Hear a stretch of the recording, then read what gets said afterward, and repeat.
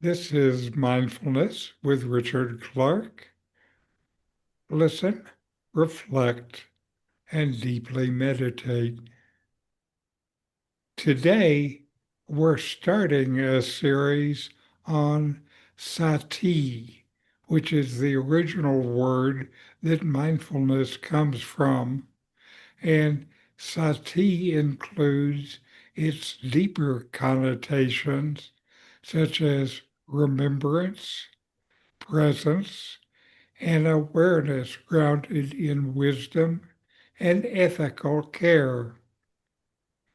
This session is a getting started session, and it's on something that is actually really important, which is the intention behind mindfulness, your overall intention, and your intention for this particular practice session. So let's talk about something that is at the heart of mindfulness practice: intention. Why are you here? Why do you sit in silence and watch your breath? Mindfulness isn't just about paying attention, it's about how and why you pay attention. And for that, we turn to the original word from which mindfulness comes, sati. Sati is a Pali word, and while it's often translated as mindfulness, it carries a broader meaning. It includes remembering what truly matters, staying present with awareness, and bringing wisdom into the moment. It's not just noticing your breath, but remembering to be awake in your life, moment by moment, with care and purpose. These are just some intentions that people bring to meditation. There are more, and they're often combined. What are your intentions? The first set is about emotional well-being. For example, to reduce stress and anxiety, or to heal emotional pain and trauma, to cultivate inner peace, to be less reactive, and to accept yourself more fully. Another set is about mental clarity, to quiet the busy mind, to improve concentration, to better handle uncertainty, to sleep better, to understand the nature of the mind.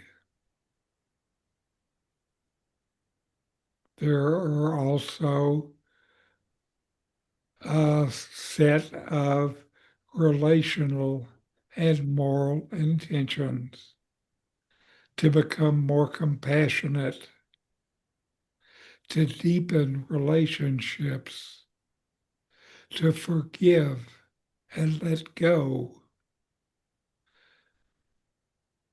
to align your behavior with personal values, to serve others with more presence. And then there are spiritual aspirations, like to awaken to the true self, to feel more connected to life, to dissolve the sense of separateness, to let go of attachment and ego, and to live fully and die consciously. The beauty of Sati, of mindfulness, is that it honors where we are without needing us to be anywhere else.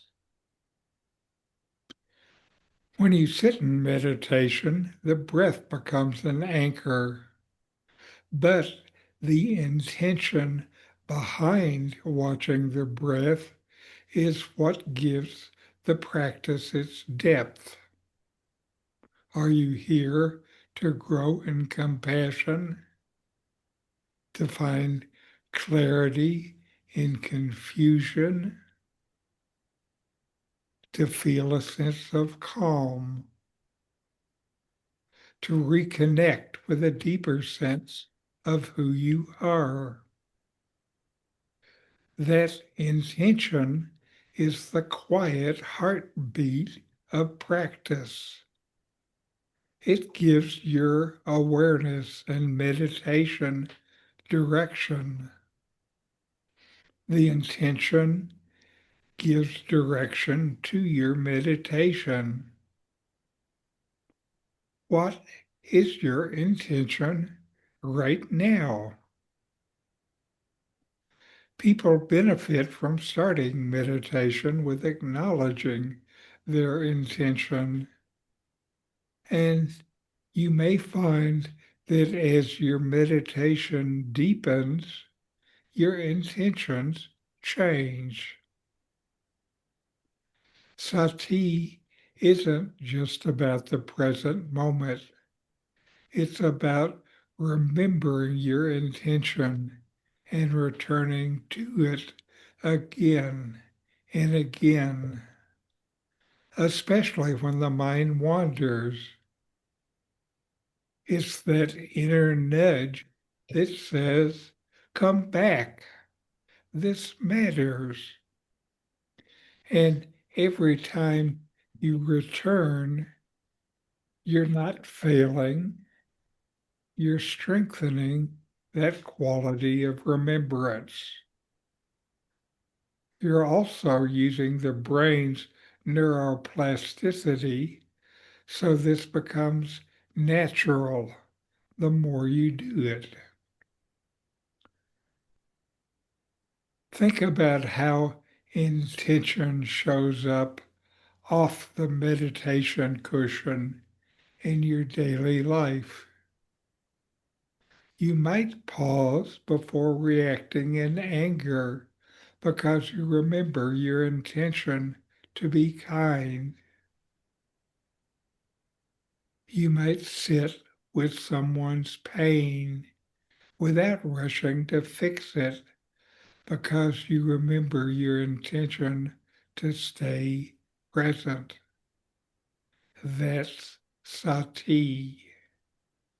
It's mindfulness shaped by values, guided by your heart. When your practice has intention and when it's rooted in Sati, it becomes more than a calming technique. It becomes a way of living that helps you meet life with more steadiness, clarity, and care. So as you go about your day, ask yourself now and then, not just, am I paying attention, but what intentions am I remembering? That's the heart of Sati. It's not about doing mindfulness perfectly. It's about showing up again and again with care, with honesty, and with intention. When your attention is connected to what really matters, your practice becomes more alive, and mindfulness becomes more than a technique. It becomes a way of remembering who you truly are. Let that remembering guide you. Let it shape how you listen, how you speak, how you rest, and how you love. That's the quiet strength of practice rooted in intention and grounded in Sati.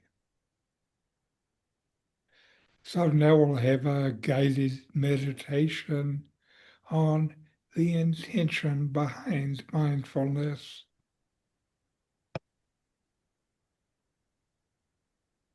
Sit comfortably. Let your hands rest softly. Close your eyes. Take a slow breath in and gently exhale.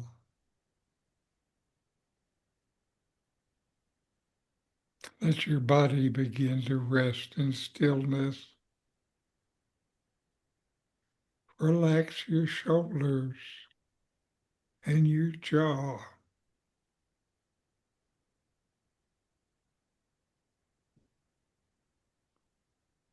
Bring your attention to your breathing.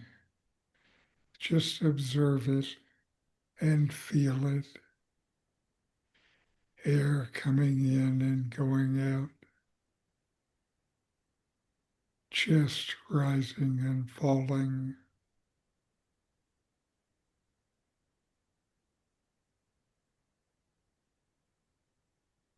No need to control it. Just feel it.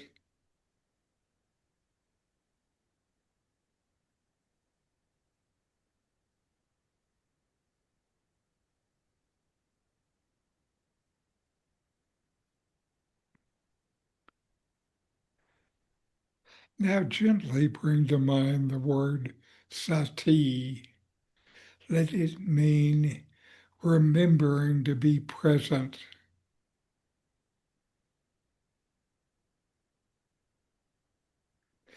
Feel the quality of presence deepen, not just watching your breath, but remembering that you're here for a reason.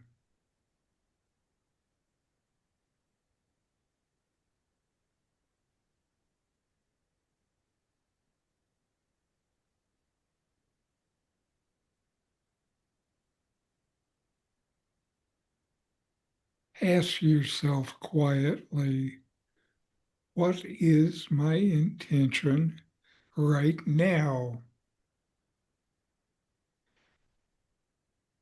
What matters most to you in this moment? Let that come to the surface.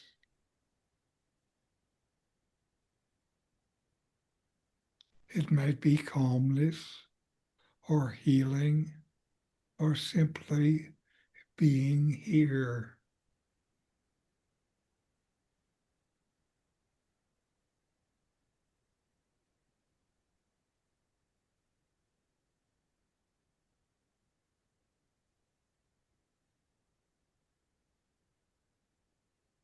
As thoughts come and go, gently return to your breath and to your intention. That return is the practice of Sati. Remembering to come back is itself an act of mindfulness.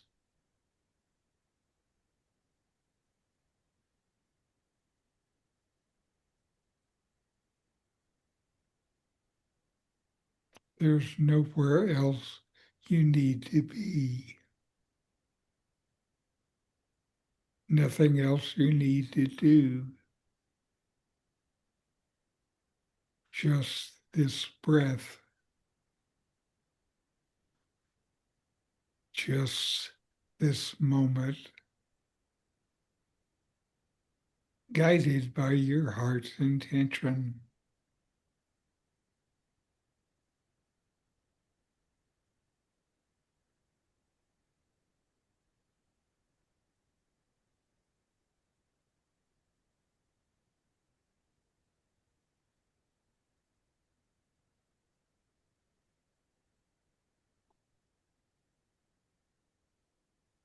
Begin to sense your surroundings again.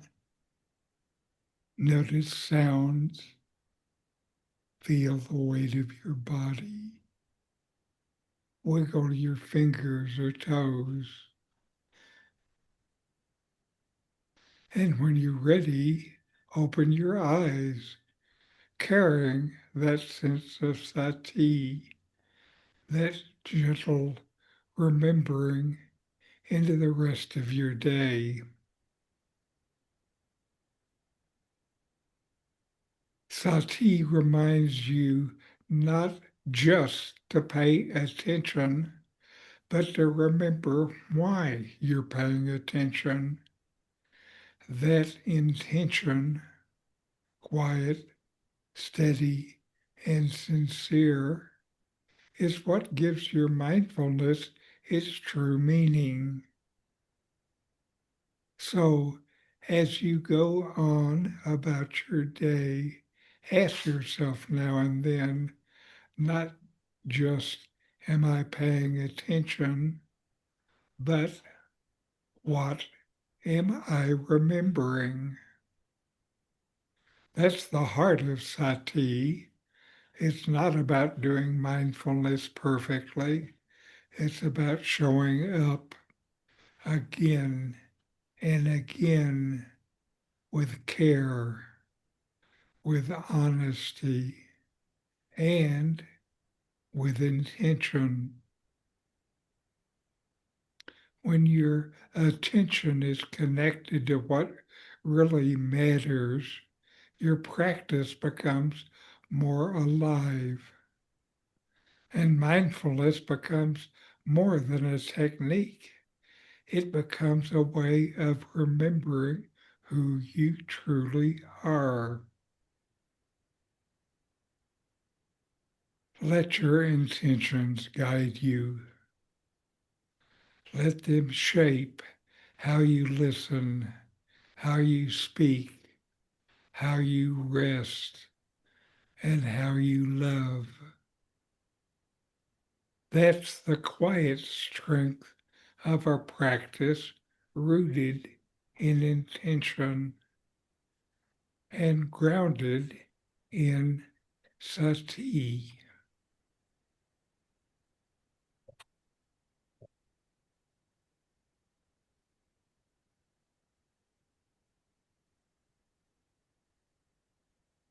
So, Barley, what's your intention? Why are you spent 2 years meditating with us every week? How come you do that? It feels good when I am truly meditating, even if I'm not in maybe anything really deep.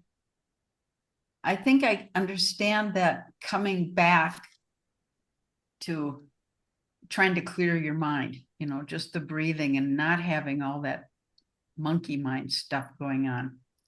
The hardest part is when there's too much stress and I haven't resolved that enough. But most days there's not a lot of stress. So it's all very good. I think it's a wonderful practice. Very good. How about you, Doug? You've been dealing with meditation for much of your life. Yes, I have. It's, but my intention is still the same, getting to know myself. Um, I think when the remembering what's truly important Mm-hmm. You know, I think I like that phrase, which is sort of keep it in mind, keep it present, what's truly important. And to me, what's truly important is getting to know myself. When I was younger, people used to tell me, well, just be yourself. And I always just, that was, for me, that I was nothing, a feeling but of confusion. Well, what is I don't know. How can I be myself if I don't know who myself is? Right, right. I felt like I was at least 3 or 4 different selves. Uh-huh. And But certainly, I'm sorry. but Ramana's teachings have really helped me. There's only one self, and that's what I am and who I am. And that one self that is always there doesn't change. We just have all of these ideas that we put up in front of it and that we Yes, think are real. yes, we do, and they're powerful ideas, and the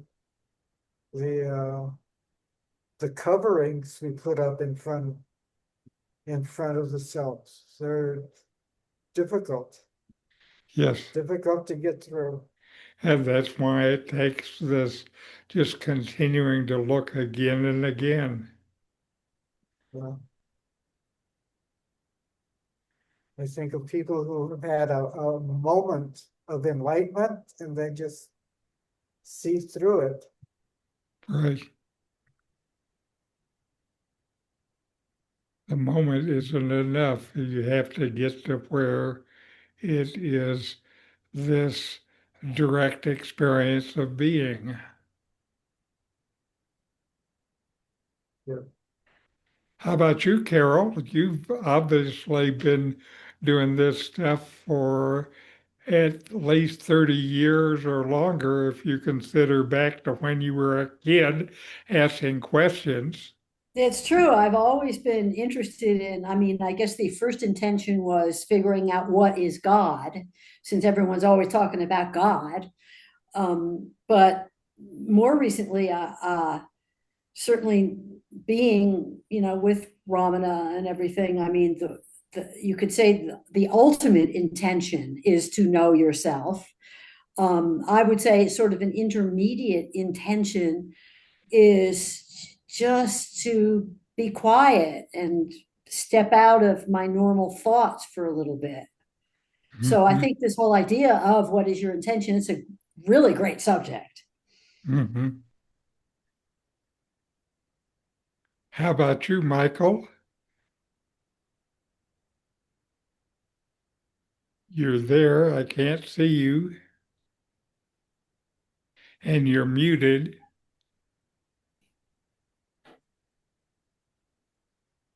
And I'll give you a moment, another moment to unmute. He's gone fishing. Okay, it's not working. So now uh, we have another video, and this is from Tibetan Buddhist guy Yongey Mingyur Rinpoche, and he's talking about key points of meditation, intention, and motivation.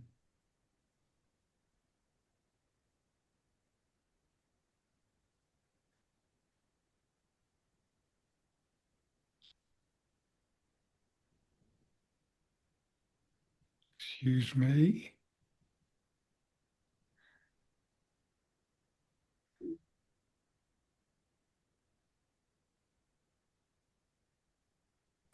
So when you meditate, it's very important at the beginning, you need to have good motivation. It's really important. So what is the good motivation? So why are you going to meditate? It's just benefit for yourself, or it is benefit not just yourself, benefit for more than for yourself. Maybe your friends, family, maybe your puppy, maybe your colleagues, maybe your social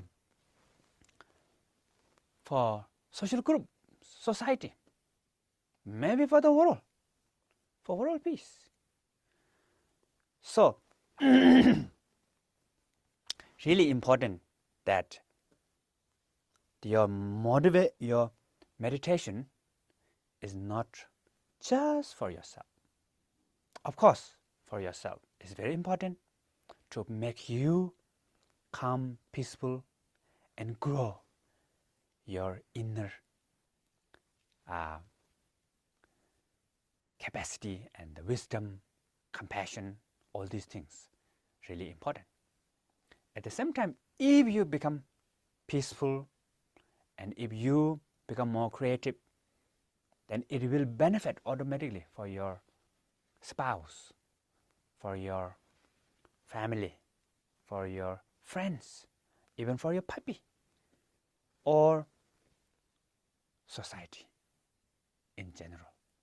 So sometime when I fly in the aeroplane, every time at the beginning of the flight, people going to take off, they have small announcement, and they said how to use this oxygen mask. They say, before helping others, put your own mask first. So therefore, I thought, helping yourself is helping for others. If you try to help others, if you not help yourself, maybe on the way, in the end, you cannot help both, right? So bringing peace in yourself is same as bring peace for your friends and family and colleagues. And for the bigger, when you look at the bigger picture, then the world is kind of like our common part. We all part of in this world. So special if we transform something unique, the influence of that transformation become big a lot. So normally what we all are part of ripples, you know.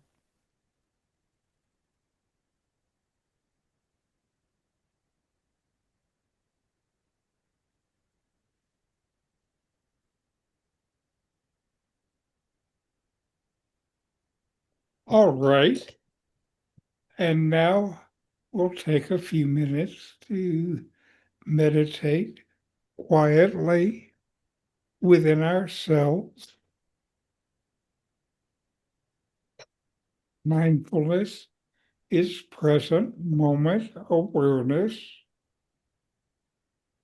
paying attention on purpose in the present moment, non-judgmentally, fully receive whatever is experienced, then let it go.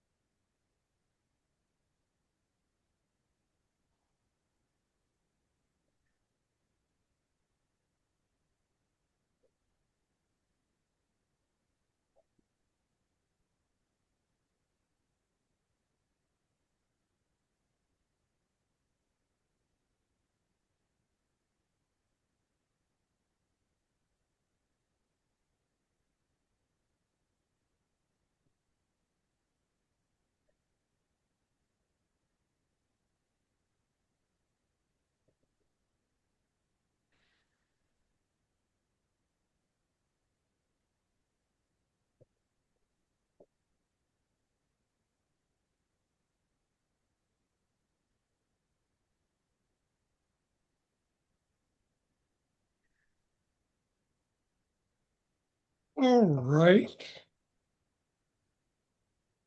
And we'll close with our chant. Om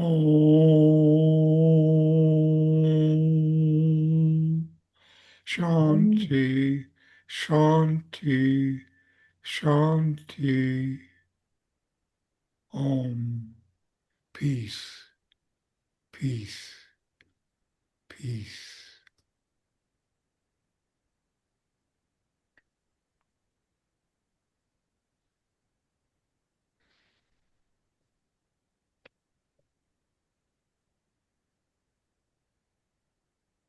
All right. And one of the things that I would suggest from this session is each time before you meditate, just stop and take a moment to confirm within yourself your intention. Why are you doing this? What do you want to get from it? And that's important to improve your focus in meditation. And like I say, you'll probably find over time it changes.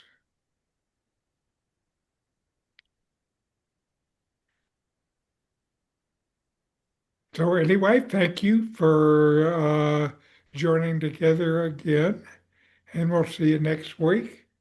Namaste. Thank you. Namaste.